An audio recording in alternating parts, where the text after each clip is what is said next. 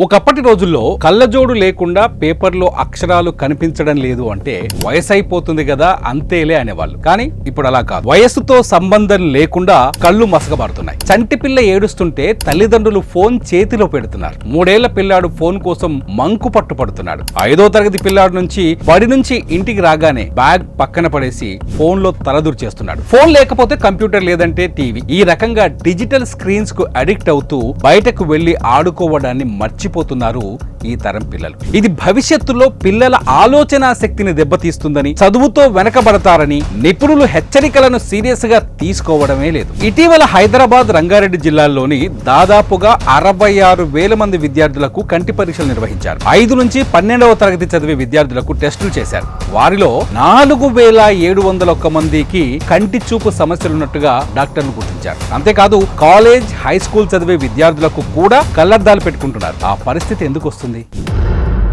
చిన్న పెద్ద అన్న తేడా లేదు. ఇల్లు, ఆఫీసు, బస్సు, రైలు, పార్కు, మార్కెట్ అని చూసుకోవట్లేదు. ఎక్కడైనా ఏ కాస్త టైం దొరికినా ఫోన్లో తలదూర్చేస్తున్నారు. అయితే గంటల కొద్ది గాడ్జెట్స్ ను చూస్తే కంటి సమస్యలు వస్తాయి, ఆలోచన శక్తి తగ్గిపోతుంది, ఒబేసిటీ బారిన పడతారు.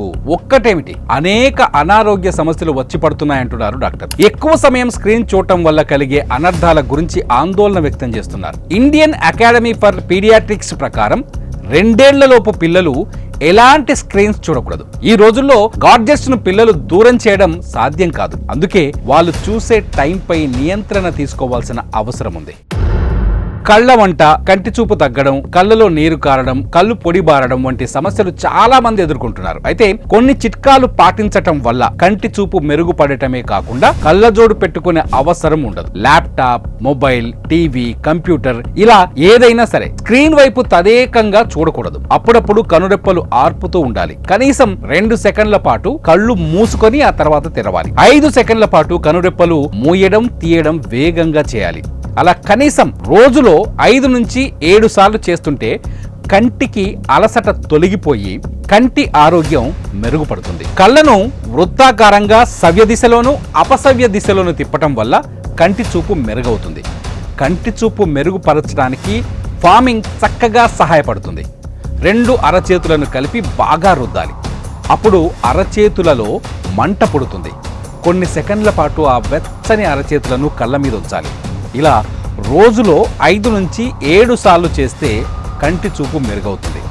కళ్ళు ఆరోగ్యంగా ఉండాలంటే కళ్ళ మీద కాస్త గట్టిగా నీటిని చల్లుకోవాలి. రోజులో కనీసం 15 నుంచి 20 సార్లు ఇలా నీటిని చల్లుకుంటే మంచిది. సూర్యోదయానికంటే ముందు ఇలా చేయటం వల్ల చాలా మేలు జరుగుతుంది.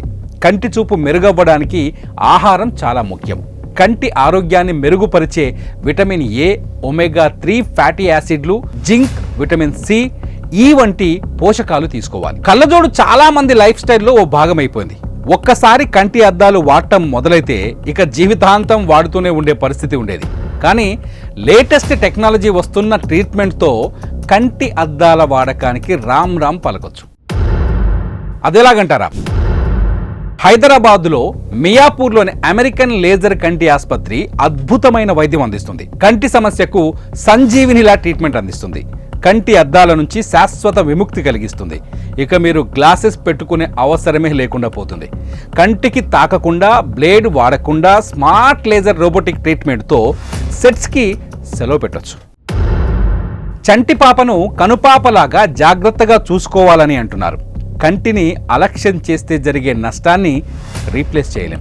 అందుకే కంటి సమస్యతో ఉన్నవారు ఇప్పటికైనా మేల్కోండి. కళ్ళజోడు పెట్టుకునేవారు అమెరికన్ లేజర్ కంటి ఆసుపత్రికి వెళ్ళి కళ్ళజోడుని విసిరికోటండి. సర్వేంద్రియానాం నయనం ప్రధానం అంటారు. మనిషికి అసలైన అందాన్ని ఇచ్చేవి కూడా నయనాలే. అటువంటి అందమైన కళ్ళు కప్పేసే అడ్డుగోడలను లేజర్ ట్రీట్మెంట్తో బద్దలు కొట్టింది. నిర్మలమైన ప్రకృతి సౌందర్యాన్ని ఫ్రేముల్లో నుంచి కాకుండా మీ కళ్ళతో నేరుగా చూడండి. Be safe, be cool.